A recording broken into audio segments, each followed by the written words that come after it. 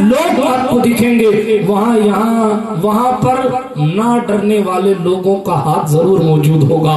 انہی لوگوں کی دعائیں ہوں گی جو جناب والا ترقی اور جو ہے وہ مصطفیٰ جان رحمت کے غلاموں کو کامیابی کی طرف لے جانے کی کوششیں کرتی ہوں گی. میں بات کو ادھر ادھر گھمانا نہیں چاہتا, تیزی کے ساتھ آگے بڑھتا ہوں. عرض یہ کر رہا تھا, اللہ پاک نے فرمایا بے شک اللہ کے ولیوں کو کوئی خوف نہیں. ولی کون ہوتا ہے؟ انہیں ٹینشن تو نہیں ہے, بات سمجھ میں آ گئی. انہیں خوف نہیں ہے, بات سمجھ میں آ گئی. وہ کسی چیز سے نہیں ڈرتے, بات سمجھ میں آ گئی. لیکن وہ کیا وجہ ہے جس کی وجہ سے نہیں ڈرتے, اور وہ لوگ کون ہیں؟ فرمایا الذین آمنوا وکانوا یتقون, جو ایمان والے بھی ہیں اور تقوی والے بھی ہیں, پرہیزگاری والے بھی. تقوی اگر ہے تو بندہ ولی ہوتا ہے. ان اولیاءہ الا المتقون, جس کے پاس تقوی نہیں ہے وہ کبھی ولی نہیں ہو سکتا. وہ لوگ ولی نہیں ہوتے جو انگوٹھیاں زیادہ پہن کر کہتے ہیں نماز ہم پر فرض نہیں ہے. یہ کہنا کہ نماز ہم پر فرض نہیں ہے یہ اسلام کے دائرے سے باہر نکال دیتا ہے. آدمی ایسا کہنے والا شخص کافر ہو جاتا ہے. جو یہ کہے کہ اسلام نماز ہم پر فرض نہیں, معاذ اللہ وہ کافر ہے. کیوں؟ اس لیے کہ نماز قرآن مقدس سے فرض کی گئی ہے. ٹھیک ہے, توجہ کے ساتھ سنیں. عرض یہ کر رہا تھا تقوی مصطفیٰ جان رحمت علیہ السلام کے طریقے پاک پر زندگی گزارنے کا نام تقوی ہے. اپنے دل میں خدا کا خوف پیدا کرنے کا نام تقوی ہے. گناہوں سے بچنے کا نام تقوی ہے. اور ایک بات عرض کرتا چلوں, آپ کے لیول کے مطابق تقریر کرنے کی کوشش کروں. یہ تقوی, یہ خدا سے ڈرنا کہاں ملے گا؟ یہ کہاں ملے گا؟ یہ کسی میڈیکل اسٹور پہ تو نہیں ملے گا. پھر فرمایا دیکھیں آپ کو مثال سے سمجھاؤں. جب آپ کسی کی طاقت کو جانتے پہچانتے ہیں تو آپ اس سے ڈرتے ہیں. ہم اور آپ اپنے آپ سے سوال کریں کہ بھئی آخر ہم کیوں خدا سے نہیں ڈرتے؟ تو اس کا کہیں نہ کہیں جواب یہ ہے کہ ہم صحیح معنوں میں خداوند قدوس کی معرفت نہیں رکھتے, صحیح معنوں میں خدا کو پہچاننے کی کوشش نہیں کرتے. اسی لیے ہم خدا سے ویسے نہیں ڈرتے جیسے ہمارے بڑوں نے ڈر کے دکھایا. آپ ابھی سانپ کی بات آئی, دوبارہ آ گئی سانپ کی بات. سانپ سے ڈرتے ہیں. کیوں ڈرتے ہیں؟ اس لیے کہ آپ کو پتا ہے کہ اس میں ڈس لینے کی صلاحیت ہے. آپ شیر سے ڈرتے ہیں, میں بھی ڈرتا ہوں. کیوں؟ اس لیے کہ اس میں پھاڑ دینے کی صلاحیت ہے. غور کرنے کی بات ہے کہ ہم شیر سے ڈرتے ہیں, سانپ سے ڈرتے ہیں, اللہ پاک سے نہیں ڈرتے. سی سی ٹی وی کیمرے سے ہمیں ڈر لگتا ہے کہ ہم کچھ یہاں دائیں بائیں نہیں کریں گے کیونکہ کیچ ہو جائے گا, بے عزتی ہوگی. اور خداوند قدوس کی نظر سے ڈر نہیں لگتا. موت سے ڈرتے ہیں مگر موت کو پیدا کرنے والے سے نہیں ڈرتے. سوچنے کی بات ہے کہ ہم کیا عقل مندی کا کام کر رہے ہیں. میں عرض یہ کر رہا تھا کہ یہ ڈر ملے گا کہاں ملے گا؟ خداوند قدوس سے ڈرنا کہاں ملے گا؟ ڈرتے کیوں نہیں؟ کیونکہ پہچانتے نہیں. جب معرفت ملے گی تو خوف آ جائے. جب پہچان جائیں گے وہی خدا ہے جو ایک لمحے میں موت دے دیتا ہے اور ایک لمحے میں مردے کو زندہ کر دیتا ہے.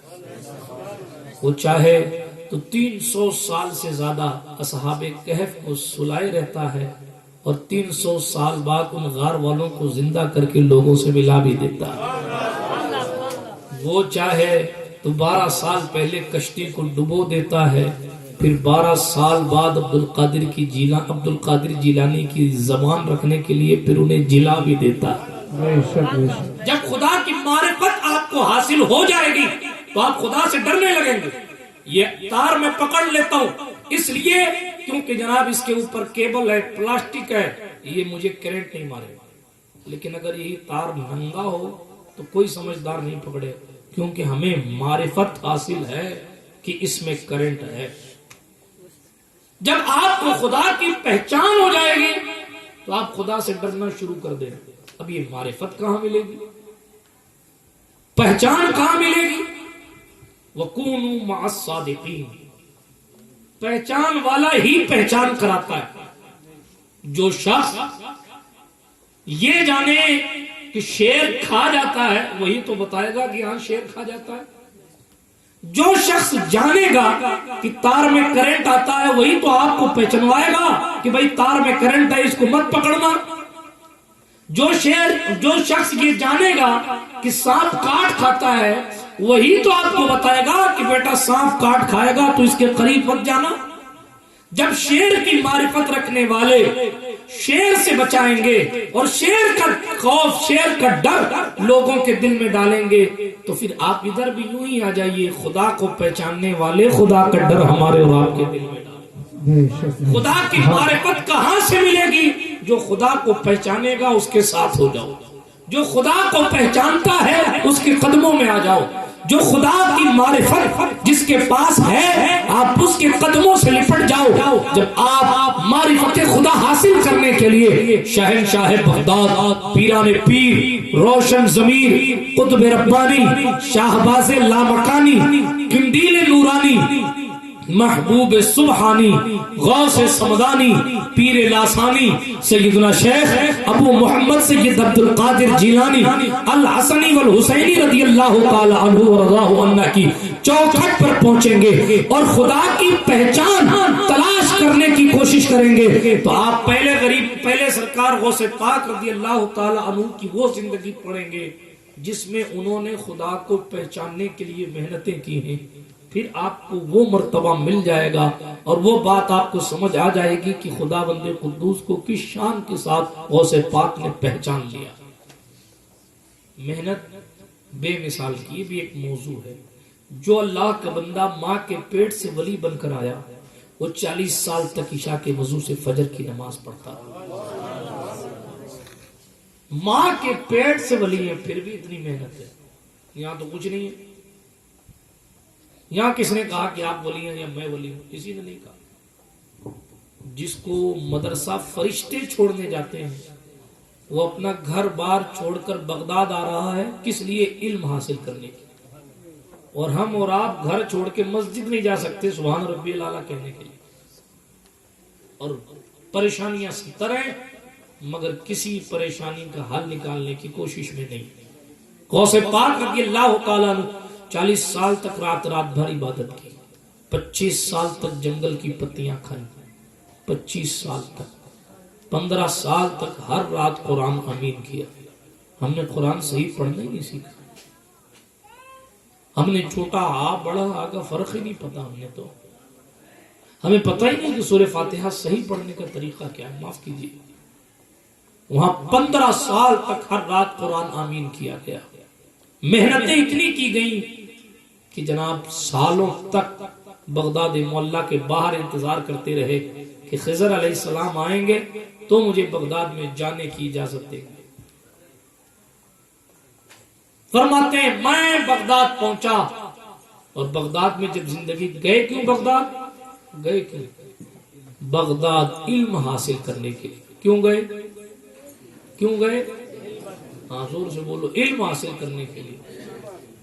سرکار غوث پاک رضی اللہ تعالیٰ عنہ علم حاصل کرنے کے لیے گھر بار چھوڑ کر پہنچ گئے۔ ہم اور آپ اپنے بچوں کو کیوں نہیں عالم بناتے؟ ہم اور آپ حضور علیہ السلام کا دین کیوں نہیں اپنے بچوں کو سکھاتے؟ کیا آپ کے بچوں کا کام صرف کھیتی کرنا ہے؟ کیا آپ کے بچوں کا کام صرف انٹرنیٹ پر بیٹھ کے وقت گزارنا ہے؟ کیا آپ کے بچوں کا کام یہ نہیں ہے کہ وہ آپ کے محبوب کی تعلیم کو سیکھے؟ کیا آپ کے بچوں کا کام یہ نہیں ہے کہ اللہ نے کیا پیغام دیا ہے قرآن میں آپ بھی اس کو سنیں؟ واٹس ایپ کا پیغام تو آپ کو بڑا اچھا لگتا ہے، خدا کا پیغام سننے کے لیے کیوں نہیں آپ قرآن پڑھنا سیکھتے؟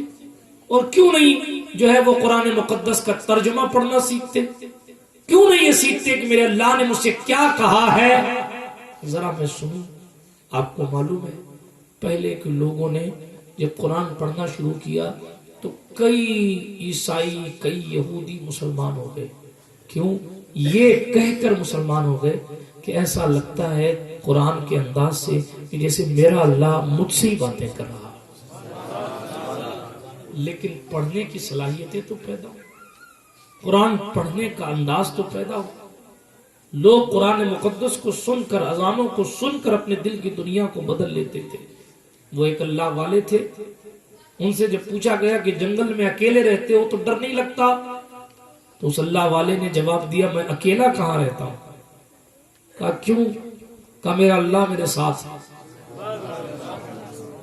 کسی سے بات کرنے کا جی نہیں چاہتا, کسی کی بات سننے کا دل نہیں کرتا.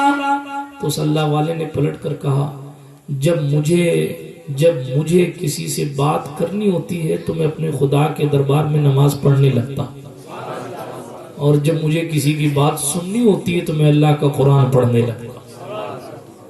یہ لوگ تھے تو ترقیاں ملتی. میں یہ نہیں کہتا کہ آپ جنگل چلے جائیں سب چھوڑ چھاڑ کر, لیکن یہ ضرور کہتا ہوں کہ اپنے محبوب صلی اللہ علیہ وسلم کی زبان عربی کو صبح کم سے کم 1-2 رکوع قرآن مقدس پڑھنے کی کوشش تو فرمائیں, تاکہ قرآن کی برکتیں اور لذتیں ہمیں اور آپ کو میسر آئیں. تو عرض کیا کر رہا تھا, بات آگے بڑھاتا ہوں. 15 سال تک ہر رات قرآن مقدس آمین فرمایا. جب اتنی محنتیں کی, اتنی مشقتیں کی, کب ولایت تو ماں کے پیٹ سے ہے, اس کے بعد بھی محنتیں ہیں.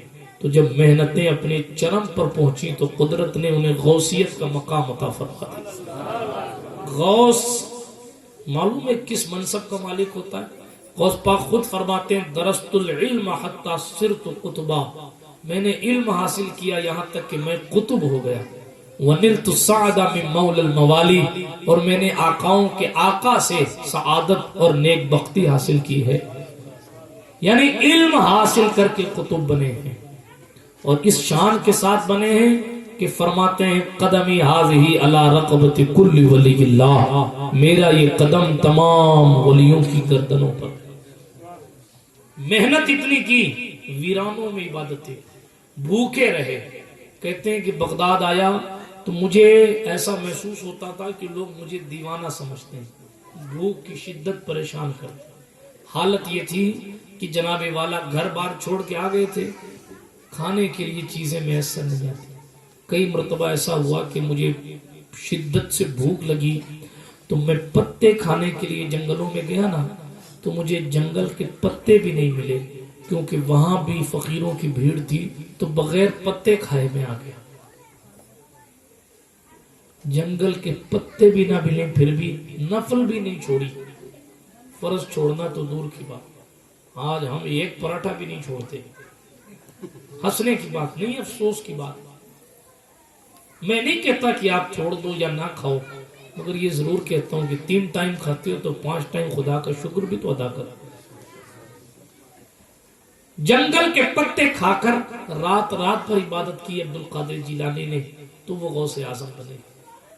ویرانوں میں عبادتوں میں لگے رہتے تھے. شیطان آ کر پریشان کرتا, اور کس طریقے سے پریشان کرتا وقت نہیں ہے, ورنہ میں آپ کو ڈیٹیل میں بتاتا.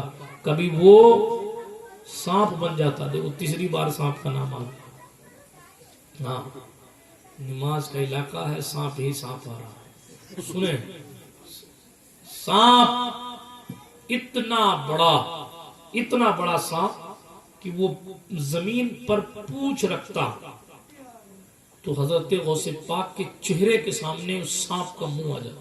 اتنا لمبا سانپ غوث پاک سرکار رضی اللہ تعالیٰ عنہ کے سامنے آتا ہے. اللہ اکبر. کبھی سانپ غوث پاک کی جبے کی آستین سے داخل ہو کر پورے بدن میں پھر کے باہر کھڑا ہو جاتا ہے. کبھی سانپ غوث پاک نماز کے لیے نیت باندھ رہے ہیں, اور جہاں سجدہ کرنا ہے اس مسجد میں یعنی سجدے کی جگہ میں منہ پھیلا کر سانپ کھڑا ہے کہ اگر کوئی شخص زمین پر سجدہ کرے تو سیدھا سر اس کے منہ کے اندر چلا جائے. مگر غوث پاک رضی اللہ تعالیٰ عنہ نے نہ تقریر روکی جب وہ پھر رہا تھا بدن میں, اور جب نماز پڑھ رہے تھے اور سجدے میں جانے لگے تو ایک ہاتھ سے سانپ کو یوں کر کے سجدہ فرما لیا. جب نماز مکمل ہوئی, جب تقریر مکمل ہوئی, 2 الگ الگ قصے ہیں, میں نے ایک میں کر کے سنایا ہے. تو غوث پاک کی بارگاہ میں سرکار غوث پاک تھے. لوگوں نے پوچھا حضور یہ کیا چیز ہے؟ غوث پاک نے فرمایا یہ جنات ہے اصل میں, چونکہ ابلیس بھی شیطانوں میں سے ہی ہے, ابلیس بھی جناتوں میں سے ہی ہے. قرآن نے کہا ابلیس کان من الجن, وہ جناتوں میں سے تھا. تو عرض یہ کر رہا تھا غوث پاک رضی اللہ تعالیٰ عنہ کو اس نے کہا حضرت میں نے 70 ولیوں کو یہاں لا کر گمراہ کر دیا. کتنے؟ مگر آپ کے ارادے کو کوئی نہیں پہنچ سکتا. یہ غوث پاک کا منصب ہے. فرماتے ہیں دیوانگی کے عالم میں جنگلوں میں چلا جا. ایک مرتبہ مجھے ہوش آیا, حق ہو کی صدا لگاتے لگاتے. یہ منصب ہے کہ خود کو بھول گئے, اللہ کی تلاش میں خود کو بھول گئے, پتہ ہی نہیں, کھانا یاد ہی نہیں, پینا یاد ہی نہیں, سونا یاد ہی نہیں. اللہ اکبر, بس خدا یاد, حق ہو کی صدائیں, الا اللہ کی ضربیں جنگلوں میں لگاتے لگاتے. شہنشاہ بغداد فرماتے ہیں جب میں ہوش میں آیا, میں نے پوچھا یہ کون سی جگہ ہے, تو لوگوں نے کہا بغداد یہاں سے 15 دن چلو گے تب بغداد آئے گا. اتنی دور چلا گیا, 15 دن کی دوری کی مسافت پہ. فرماتے ہیں پیاس لگی, قصہ سنا تو اس سال سنایا نہیں, مشہور سا قصہ. کہنے لگے پیاس لگی. جب پیاس لگی تو میں نے آسمان کی طرف دیکھا, آسمان سے بارش ہونے لگی, اور جب بارش کے قطرے گرنے لگے, بارش کے قطرے گرتے ہی آواز آئی, عبد القادر, معاذ اللہ, استغفر اللہ. اس نے کہا کہ تیرے لیے ہم نے تمام حرام چیزوں کو حلال کر دیا. استغفر اللہ, استغفر اللہ. آپ اور ہم ہوتے تو خوش ہو جاتے, اوہو نماز معاف ہو گئی, برائیاں معاف ہو گئی, چوری معاف ہو گئی, نعوذ باللہ من ذالک, استغفر اللہ. حضرت غوث پاک سرکار سمجھ گئے کہ یہ خدا کی طرف سے آواز نہیں ہے, یہ ابلیس کی طرف سے آواز ہے. کیونکہ خدا کبھی بری چیزوں کو پسند نہیں فرماتا. جب وہ بری چیزوں کو پسند نہیں فرماتا تو وہ کبھی حرام چیزوں کو حلال نہیں فرمائے. غوث پاک نے لاہور پڑھا, جیسے لا حول ولا قوت الا باللہ العلی العظیم اعوذ باللہ من الشیطان الرجیم غوث پاک نے پڑھا, بادل غائب, پانی غائب, اور آواز آئی عبد القادر تجھے تیرے علم نے بچا لیا. غوث پاک نے فرمایا مجھے میرے علم نے نہیں, میرے خدا نے بچایا ہے. اتنے امتحانات دیکھ کر غوث پاک رضی اللہ تعالیٰ عنہ آگے بڑھے ہیں. آج ہم اور آپ چھوٹی چھوٹی بات ہم سوچتے ہیں یار یہ چیزیں اب کیوں نہیں ہوتی, یہ چیزیں ہماری زندگی میں کیوں نہیں ہوتی. وہاں تو منصب یہ ہے کہ حلال چیز, فیروز حشمتی صاحب سنیے, جو چیز حلال ہے اس کے لیے اگر نفس کہے کہ یہ کام کر لو تو حلال چیزوں پر بھی غوث پاک نے قدم رکھا کہ نہیں, نفس کہہ رہا ہے اس لیے میں حلال کام بھی نہیں کروں. مثال دے دوں آپ کو کہ نفس نے کہا پانی پی لو, چونکہ چاہت ہے تو اس چاہت کے بارے میں فرمانا ان کا یہ ہے کہ یہ چاہت فقط خدا کی یاد میں ہونی چاہیے, یہ دانا پانی کے چکر میں نہیں ہونی چاہیے. جب تک یہ تمنا ختم نہیں ہوگی نفس کی تب تک میں نفس کی مخالفت کرتا رہوں. اسی لیے 1 سال تک صرف پانی پیا, پانی کے علاوہ جنگل کی پتیاں بھی نہیں کھائی. 1 سال تک صرف جناب والا پانی بھی نہیں پیا, 1 سال تک, اور یوں ہی وقت گزارا. 25 سال تک روٹیاں نہیں کھائیں. فرماتے مجاہدہ کرنے کے جتنے طریقے, عبد القادر نے سارے طریقوں کو اپنایا. جنگلوں میں پھرا, وادیوں میں رہا, ویرانوں میں رہا, غاروں میں عبادت کی, پہاڑوں پر خدا کو یاد کیا, اکیلے رہا, لوگوں کے ساتھ رہا, شیخ سے برکتیں حاصل کی, مزاروں سے فیضان لیا. محنت کرنے کے جتنے طریقے ہیں, خدا کو راضی کرنے کے, مجاہدہ کرنے کے جتنے طریقے, عبد القادر نے ہر طریقے سے مجاہدہ کیا. کبھی غریبوں کو کھلا کے کیا, کبھی خود بھوکا رہ کے کیا, کبھی مدرسے میں پہنچ کے کیا, کبھی خانقاہ میں رہ کر کیا. غرض کہ آپ کو جہاں مجاہدہ کا جو طریقہ ملے گا, عبد القادر جیلانی فرماتے میں نے ہر طریقے سے مجاہدہ کیا. اور کسی نے پوچھا حضور کیا آپ نے کبھی فرض نماز چھوڑی ہے؟ ہاں, اس پاک سرکار سے پوچھا کہ حضور کیا آپ نے کبھی سنت چھوڑی ہے؟ ہم تو فرض نماز چھوڑ دیتے ہیں. غوث پاک سے پوچھا گیا حضور کیا آپ نے کبھی سنت چھوڑی ہے؟ غوث پاک نے فرمایا اللہ کا شکر ہے میں نے کبھی حضور کی سنت غیر موقدہ بھی ترک نہیں فرمایا. یہ محنتیں ہیں اس ذات کی جو ماں کے پیٹ سے ولی بن کر پیدا ہوا, جو مادر ذات ولی ہے, جس کو قدرت نے آنے سے پہلے ولایت دی ہے, تو 40 سال تک عبادتیں کر رہا ہے. ہم نے اور آپ نے کیا کیا؟ ہمیں اور آپ کو اس بات پر غور کرنا ہے، سوچنا ہے۔ جب محنتیں رب قبول فرماتا رہا تو پھر یہ منصب آیا، یہ درجہ ملا کہ اللہ نے انہیں غوثیت کی منزل عطا فرمائی، اور غوثیت کی نہیں بلکہ غوث اعظم ہونے کی منزل عطا فرمائی۔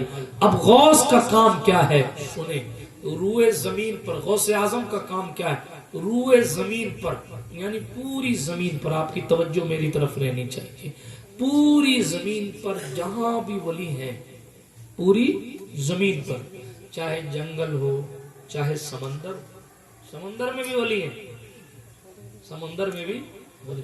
حضرت مخدوم پاک سلطان غوث العالم طارق السلطنت قدوۃ الکبریٰ محبوب یزدانی سلطان سید اشرف جہانگیر سمنانی ایک مرتبہ سمندر کا سفر فرما رہے تھے، تو آپ کے خلیفہ غالباً حضرت نظام یمنی کے دل میں خیال آیا کہ ہم جہاں جاتے ہیں وہاں مخدوم پاک کے چاہنے والے مل جاتے ہیں، اب سمندر کے اوپر چل رہے ہیں، کیا سمندر میں بھی کوئی چاہنے والا؟ ابھی انہوں نے دل میں خیال کیا تھا کہ اتنے میں ایک شخص پری نما حضرت کے جہاز کے کنارے نمودار ہوا۔ اللہ اکبر، ڈیٹیل میں نہیں جاتا، سرکار مخدوم پاک کے بارے میں پوچھا کہ حضرت مخدوم کی چوچا کہاں تشریف فرمائے، کہا حضرت یہاں بیٹھے ہوئے۔ وہ آیا، آنے کے بعد جو ہے وہ سلام پیش کیا اور کیا کہا معلوم، کہا حضور میں آپ کا پوتا مرید ہوں۔ مخدوم پاک کی شان دیکھیں آپ، فرمایا حضرت مخدوم پاک، اچھا وہ جو کشتی والے جہاز والے لوگ تھے وہ سب حیران، یار یہ کیا ہو رہا، یہ کون سی مخلوق ہے اور کون سی مخلوق حضرت کو سلام کر رہی ہے؟ آدھا جسم پری کی طرح دکھتا ہے، آدھا جسم انسان کی طرح دکھتا ہے، حضرت کو سلام پیش کر رہا ہے، حضرت کو سلام پیش کر۔ حضرت نے فرمایا اچھا کیا تم در البحر کے مرید ہو؟ کہاں حضور ہم در البحر کے مرید ہیں۔ کہا تمہاری وادی کہاں ہے؟ کہا سمندر کے اندر ایک حصہ ہے، اس کا نام آپ کے نام پر اشرف رکھا گیا ہے، اور سمندر کے اندر بھی حضور آپ کے مرید پائے جاتے ہیں۔ یار جب قدم کے نیچے غوث العالم ہو تو ان کے مرید سمندر کے اندر پائے جاتے ہیں۔ یہ وہ ولی جن کا منصب تو بہت اعلیٰ ہے مگر غوث پاک کی خاصیت عظمیٰ کے نیچے قدرت نے انہیں منصب دیا ہے۔ جب قدم کے نیچے والوں کا حکم سمندر پر چلتا ہے تو صاحب قدم سیدنا شیخ عبد القادر کا حکم کہاں چلے گا؟ اسی لیے عاشق نے کہا حکم نافذ ہے تیرا، خانہ تیرا، سیف تیری، دم میں جو چاہے کرے، دور ہے شاہ تیرا، سر بھلا کیا کوئی جانے کہ ہے کیسا تیرا، اولیاء ملتے ہیں آنکھیں وہ ہے تلوا تیرا، مزرعہ چشت بخارا وہ عراق و اجمیر، کون سی کشت پہ پرسا نہیں جھالا تیرا۔ سنے بات کر رہا تھا زمین کے اوپر، سمندر کے اندر، جہاں بھی